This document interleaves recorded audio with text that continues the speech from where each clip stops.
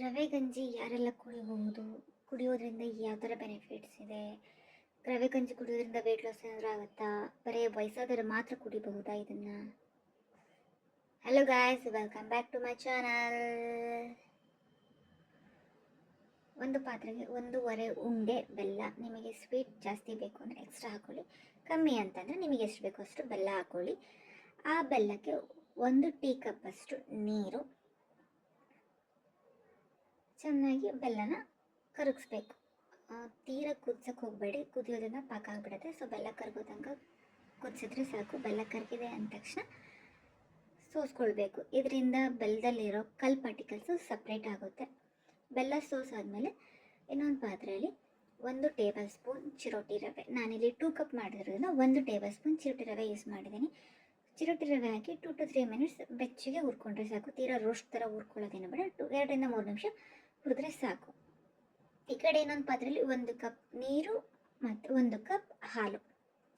ನನಗೆ ನೀರು ಬೇಡ, ಬರೀ ಹಾಲಲ್ಲೇ ಗಂಜಿ ಮಾಡ್ಕೊತೀನಿ ಅನ್ನೋರು ಸೊ ವಾಟರ್ನ ಸ್ಕಿಪ್ ಮಾಡಿ ಹಾಲು ಯೂಸ್ ಮಾಡಿ ಗಂಜಿ ಕೂಡ ಮಾಡಬಹುದು. ಹಾಲು ಕುದಿ ಬರ್ತಿದೆ ಅಂದ ತಕ್ಷಣ ಹುರಿದಿರೋ ರವೆನ ಮಿಕ್ಸ್ ಮಾಡಬೇಕು.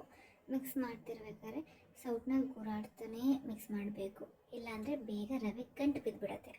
ಆವಾಗ ನಿಮಗೆ ಕುಡಿಯೋಕ್ಕೂ ಚೆನ್ನಾಗಿ ಅನಿಸೋದಿಲ್ಲ, ಗಂಟು ಅನಿಸುತ್ತೆ.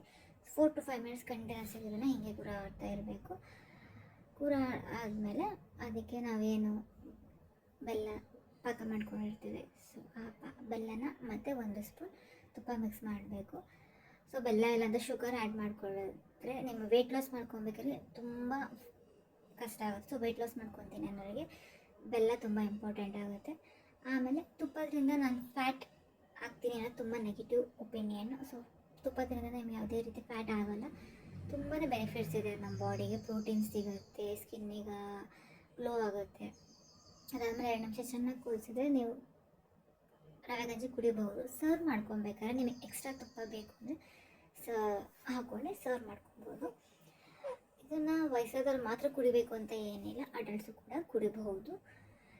ಈ ಗಂಜಿ ತುಂಬ ಬೆನಿಫಿಟ್ಸ್ ಯಾರಿಗೆ ಅಂತ ಬಂದರೆ ಬಾಣಂತಿಯರಿಗೆ ತುಂಬಾ ಬೆನಿಫಿಟ್ಸ್ ಆಗುತ್ತೆ. ಸೊ ಬಾಣಂತನದಲ್ಲಿ ಅವರು ಸ್ಟಾರ್ಟಿಂಗ್ ಟೈಮಲ್ಲಿ ಏನು ತಿನ್ನೋಲ್ಲ. ಸೊ ಈ ಥರ ಗಂಜಿ ಮಾಡ್ಕೊಂಡು ಕುಡಿದ್ರೆ ಅವರು ನಾಲ್ಗೆಗೂ ಟೇಸ್ಟಿಯಾಗಿರುತ್ತೆ. ಲ್ಯಾಕ್ಟೇಷನ್ ಪ್ರಾಬ್ಲಮ್ ಕೂಡ ಇರೋಲ್ಲ. ನಾನಿಲ್ಲಿ ಯೂಸ್ ಮಾಡಿರೋ ತುಪ್ಪ ಆಗಿರ್ಬೋದು, ಬೆಲ್ಲ ಆಗಿರ್ಬೋದು, ಹಾಲಿಂದ ಯಾರೆಲ್ಲ ನೆಗೆಟಿವ್ ಥಾಟ್ಸ್ ಇರುತ್ತೆ ಅದೆಲ್ಲ ಬಿಟ್ಟು ಹಾಕಿ ಇದರಲ್ಲಿ ನಾನು ಕೀ ಪಾಯಿಂಟ್ಸ್ ಹಾಕಿದ್ದೀನಿ. ಯಾವ ಥರ ಬೆನಿಫಿಟ್ಸ್ ಇದೆ ನಮ್ಮ ಬಾಡಿ, ಯಾವ ಪ್ರೋಟೀನ್ ಸಿಗುತ್ತೆ, ಎಲ್ಲ ಥರನೂ ಕೊಟ್ಟಿದ್ದೀನಿ. ಸೊ ನಾನು ಫ್ಯಾಟ್ ಲಾಸ್ ಮಾಡ್ಕೊಬೇಕು ಅನ್ನೋರಿಗೆ ಇದು ತುಂಬಾ ಯೂಸ್ಫುಲ್ ಅಂತಲೂ ಅನ್ಬೋದು ನಾನು. ನಿಮಗೆ ಈ ವಿಡಿಯೋ ಇಷ್ಟ ಆಗಿದೆ ಲೈಕ್, ಶೇರ್ ಮತ್ತು ಸಬ್ಸ್ಕ್ರೈಬ್ ಮಾಡಿ. Thank you for watching.